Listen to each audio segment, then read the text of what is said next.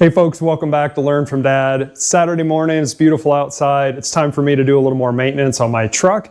I need to change the fuel filters in my 2024 Ram 2500 with the 6.7 Cummins engine in it.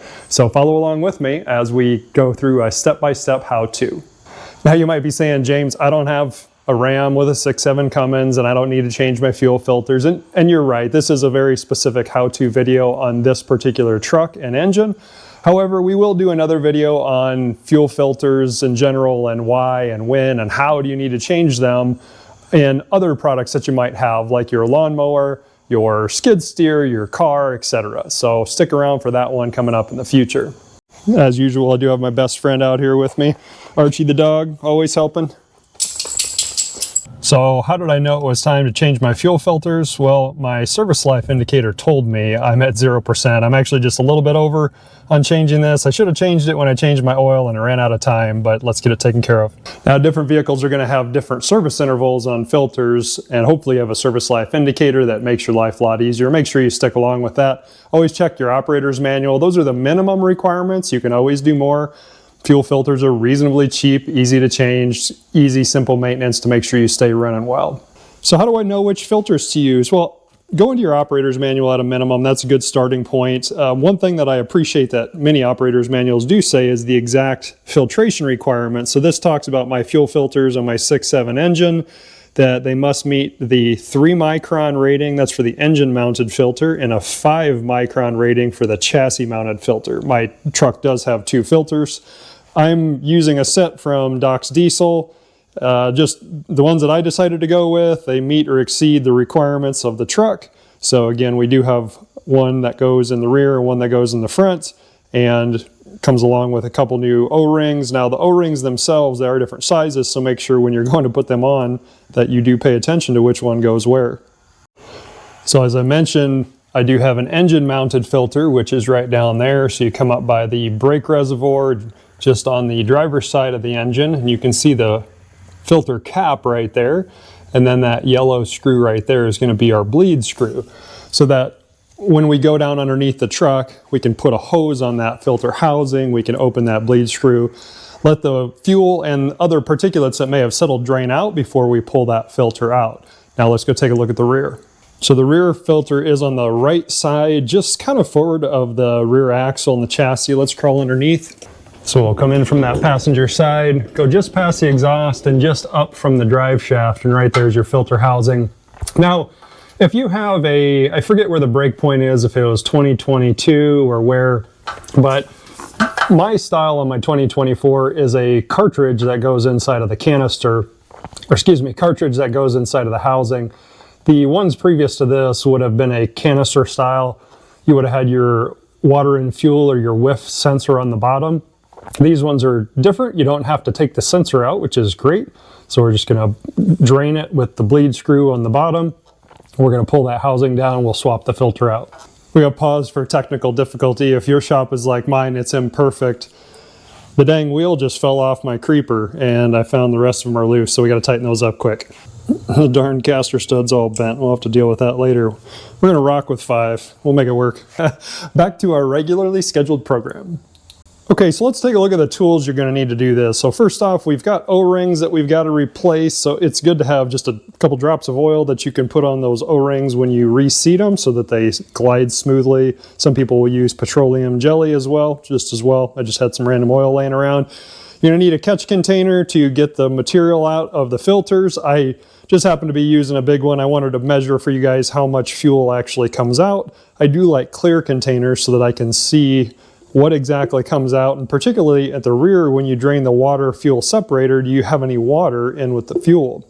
You're going to need some sockets and ratchet to be able to reach down or reach up and remove the filter housings. Now, many people are going to tell you that you need an 1 1/8, which will work, but a 28 millimeter is actually tighter on the nut when you go to take those filter housings off. So I'll be using a 28. I am going to use an extension to be able to reach down into the engine bay and up at the rear. Up at the engine bay, it's also advantageous if you have a swivel. I'll show you why in a minute. You can reach it, otherwise there's stuff in the way vertically.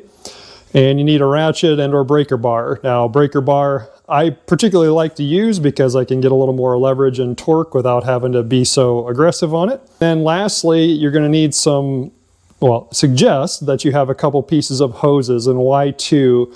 So at the rear, a piece of 1/4 inch tubing, so just a piece of fuel hose that I had laying around, will slip up on the housing and help you drain that fuel.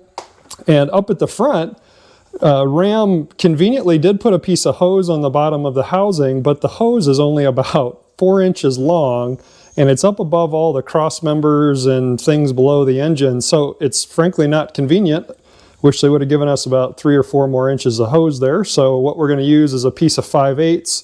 It'll slip perfectly up over the installed hose and get it down to where we can get it in our container. And both of those are about 24 inches long. Also forgot to mention, you may need a Phillips screwdriver, a number 2 or a pliers to help crack open those bleed screws. They are knurled knobs or winged knobs, and I can usually get my fingers on them and crack them loose, but this may be helpful. So we're going to do the rear filter first. And the reason I like to do the rear filter first is that's where the water fuel separator is at. So when I'm draining into my catch container, I want to be able to see that first time how much water is in there with that fuel, and did I do a good job of checking it, or maybe not. But it's just a good indicator of, has your fuel supply been clean and does it have any water in it? Now there is a sensor on that filter housing that I showed earlier and mentioned that typically those are a water in fuel or a whiff sensor. I did happen to notice this one has 4 wires on it, and as a person who's trained many mechanics over the years, I'm curious, for any of you Mopar mechanics or Ram mechanics, what's the 2 sensors that are in there? Because I suspect that there's a dual sensing in there if it's water and fuel and pressure. So if you know, comment down below. I'm really curious. So we're back underneath the truck. You can see you've got my 1/4 inch line up onto the drain nipple on the housing. And here's my petcock that I'm going to have to grab and open. There's the sensor I was referring to. Now, if you have the older version with the canister style, your water and fuel sensor was down here on the bottom.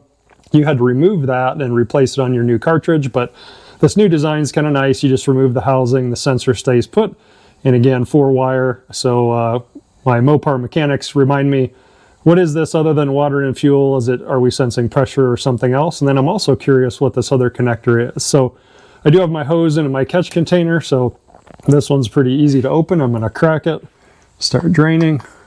You can hear the fuel coming down. Now, you don't want to pull that all the way out because it will squirt fuel all over you, so just get it to where it's draining the fuel out only.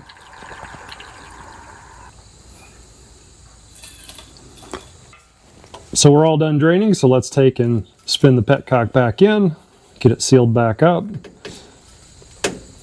This finger tight's good, and we're going to take our hose off so we can drop our housing down.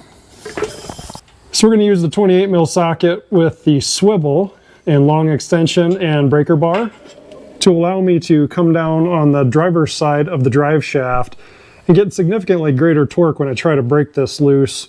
So I'm going to use my right hand to apply a force upward as I push into the socket and rotate with my left hand and try to get this cracked loose. It's pretty tight, so just trying to get it to where the cap will be able to rotate off easier when I stick the ratchet up in there. So that was super tight, but now I've got it cracked loose enough that I can get my ratchet up there. Trying to do this with one hand and to finish getting it the rest of the way loose. So that's a good reason why you put a little oil on your gaskets. There's a little fuel that can come out, so make sure you're not right underneath it. Okay, so as I started to get it all the way loose, again, there's that little bit of fuel that will come out. So not a bad idea to have a pig mat on the floor. I forgot, we'll clean it up later. Oop, slippery little sucker. There we go, got it out. Little mess happens. Yeah, it would have been helpful if I would have left the drain cock open a little bit longer than what I did, but all good. Let's move on. So let's take a look here at how much fuel we got. It's right at about 18, 20 ounces of fuel that I drained out of the filter. Probably would have been a couple more ounces had I not spilled it on the floor. But the good thing is I'm not seeing any water. I'm also seeing not any contaminants that were sitting in the bottom of that bowl. Now the filter itself When I was taking a look at this one here, it does snap down onto that housing somehow with an O-ring on the bottom. I was playing with this just a little bit before we started recording, and I'm splashing a little bit of fuel around. So I did take and drained the filter out for quite a period of time to make sure that it didn't have any more excess fuel in there as I was trying to get this filter off. So I'm going to take and try to wiggle it. A little splash. Note, move your fuel out of the way. It's just not my morning, folks. So you can see how that snapped down onto that housing. There's some barbs down there that kind of gripped it. Just going to take a quick look. I mean, it is dark, but I'm not seeing any kind of weird chunks and stuff down in, which is always a good thing. So at the same time, we're going to get our O-ring off of there. So there's our old O-ring. So it is going to be the smaller of our two O-rings that goes onto the rear housing. So let's roll that down on.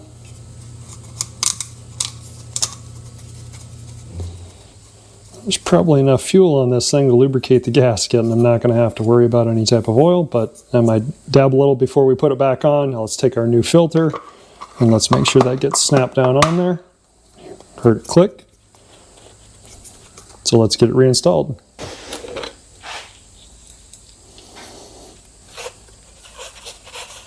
So while the filter's out, a couple things I'll show you.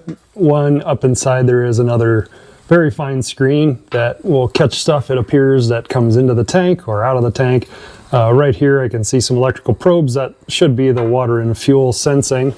And when we go to stick the filter back up in there, it is somewhat directional, has some kind of sides on it, so you may have to rotate it and get it lined up. So let's put it back up in there. We need to get those tabs aligned with the filter housing. So in my truck, they're fore aft. So as we stick the filter up in there, I'm going to feel that they are aligned, and then I'll start to rotate the housing and get it started and do it by hand until it's tight, and then use the ratchet. Let's grab our ratchet.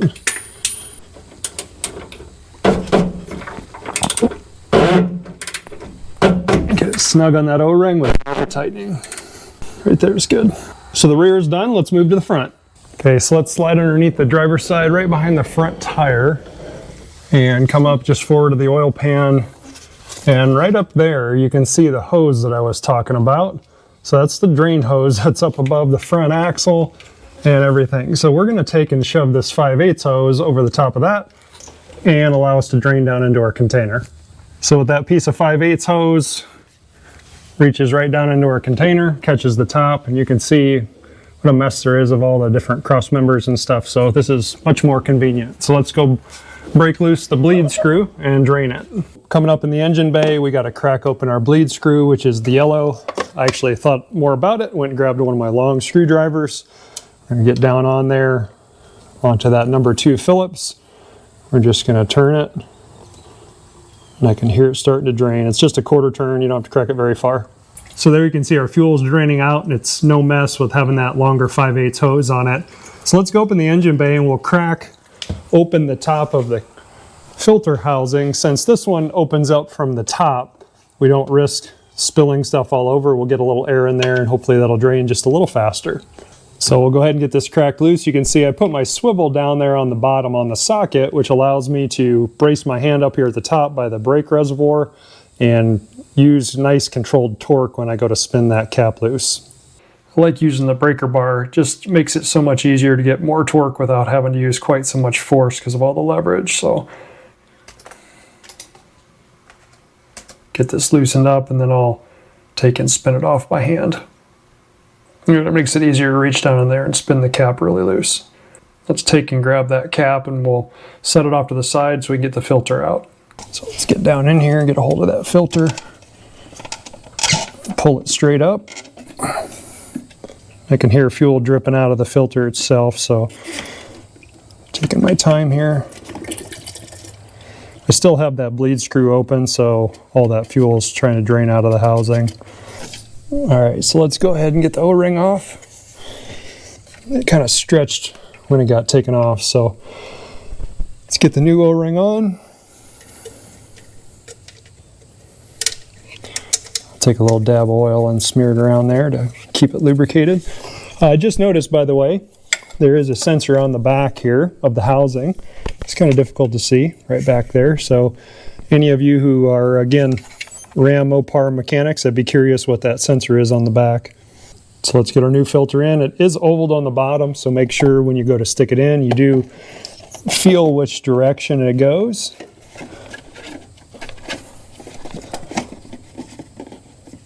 Just going to kind of rotate it until I feel how it sits in there. I got it. Make sure it's pushed all the way down, the palm of my hand.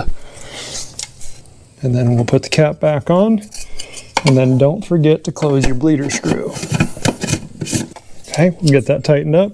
Let's reach down in there with our screwdriver first. Close that bleeder screw so we don't forget about it. Let's go ahead and get it tightened back up. All right, so I got it tightened up there. Take that off. Now we got to make sure we get our system primed up. Before we prime, let's grab our hose and our bucket from underneath it here. Should be able to just pull this off. Did want to be able to show you. It looks like we had about 30 ounces of fuel that came out of that front filter. So priming the system is really important after you change the filters. So fortunately, there's an electric fuel pump that's on the truck that's going to help force fuel up in there if you do the right number of cycles. If you get air up into the injection pump, the risks you're going to have is, one, you could potentially damage the injection pump, and two, you're going to get into a non-start situation, have air that's compressed up in there and challenging to potentially get out. So make sure you prime your system. So all we've got to do to prime is we're going to take keys in the truck, push it once to accessory, push it the second time to run. I can hear my electric fuel pump is running. We're just going to let that cycle. The electric fuel pump's going to run for a period of time and then turn off, and then we're going to do it again. Now, I've heard people say do it 3 times, do it 5 times, do it 7 times. Mopar mechanics, how many times does it really matter? While that fuel pump is running, it's pushing fuel and air through the filters and through the injection pump, and I presume, again, Mopar mechanics, the return line back from the injection pump, because that air has got to go somewhere. So my first cycle is done, so I'm going to turn off, accessory, run, and we'll let it do that. In the meantime, let's go in and reset our life of our fuel filter. I know filter service is required, so we're going to come into the dash, we're going to press and hold reset, reset yes, and fuel filter life is back. So I'm going to do this 3, 4, 5 more times and make sure it's fully primed, and then we'll start the truck.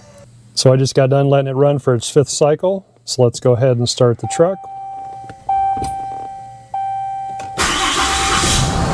We'll let it idle for a period of time, make sure it runs fine, then we'll check for leaks.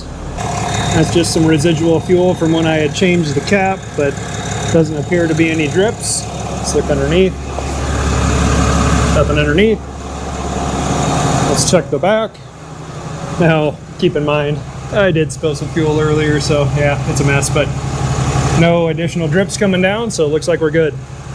So I'm gonna let the truck idle for a few minutes, make sure everything is good before I take off and finish the rest of my Saturday. So thanks for watching. Hope you learned something, got some entertainment out of it. Didn't mean to spill fuel all over myself, but hey, sometimes that happens. It is what it is. So remember, learn from Dad. I'm James. Thanks for watching. Stay curious.